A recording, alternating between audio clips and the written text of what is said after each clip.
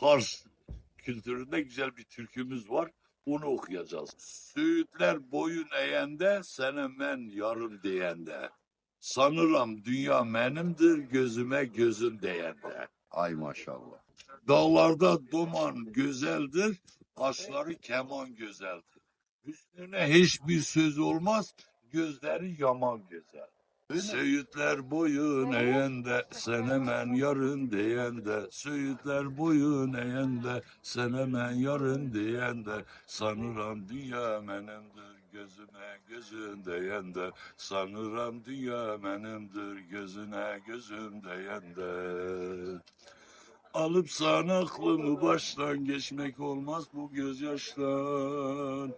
Alıp sana aklımı baştan geçmek olmaz bu gözyaştan.